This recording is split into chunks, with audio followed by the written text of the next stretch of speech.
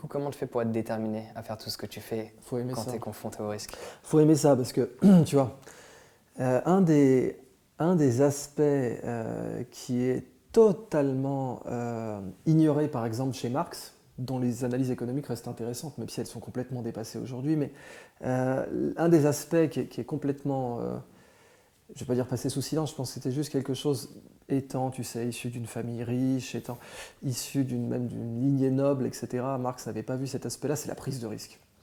La prise de risque, tu sais, c'est de là que, enfin, le mot risque vient de risgo en vénitien, donc le récif. C'est-à-dire, tu as un bateau qui part, il peut se prendre un récif. Une assurance, elle assure donc des risques parce qu'au départ, c'était un récif. Tu prends par exemple la compagnie Shell. En fait, c'était la compagnie d'assurance maritime Shell, le coquillage qui protège. Ouais. Et donc Royal Dutch Shell, à l'époque, dans beaucoup d'industries pétrolières, le transporteur prenait plus de marge que le producteur de pétrole. Et donc Shell, c'est l'assureur qui va prendre le dessus sur le producteur et celui qui avait vraiment la main sur le pétrole. Donc le risque, c'est la nature même de l'humanité. Et tu peux détecter les projets politiques foireux au fait qu'ils essaient de prétendre qu'il y aura zéro risque. La mentalité Maginot. Dire que l'État va assumer tous les risques pour les gens. Dire que la sécurité, c'est la première des libertés. Comme Manuel Valls l'avait dit une fois, tu vois, au Parlement.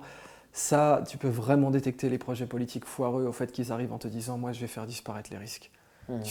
On est dans un vaisseau spatial lancé à une vitesse sidérale dans un univers qu'on ne connaît pas du tout. Quelqu'un qui arrive en disant j'élimine les risques, c'est quelqu'un qui te bullshit. Oui, il y en a toujours. Il peut être minimisé, mais il y en a toujours. Ouais. Et après, on a tendance à dire aussi que ne pas prendre de risque, c'est le plus grand risque. Ah oui, mais c'est ce que tu vois avec la mentalité Maginot. 40, on va faire une tranchée de luxe avec du béton, des coupoles, etc. Pouf, en 6 semaines, le pays est plié en deux.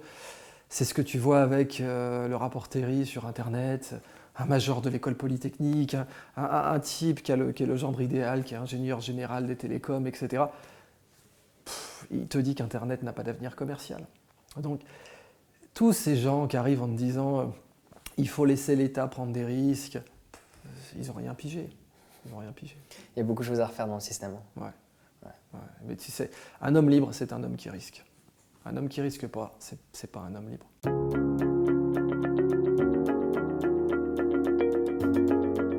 Alors j'espère sincèrement que tu as apprécié ce court extrait de l'interview que je t'ai partagé avec Idriss. Si tu veux prendre des risques, il faut que tu aies confiance en qui tu es. Si tu n'as pas confiance en tes propres capacités à effectuer une tâche que tu t'es donnée, tu ne prendras jamais de risques, tu ne passeras jamais à l'action.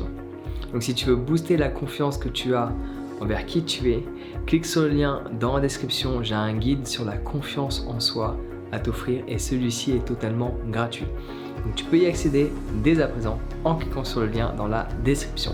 Sur ce, prends soin de toi, passe une excellente journée et on se retrouve directement de l'autre côté.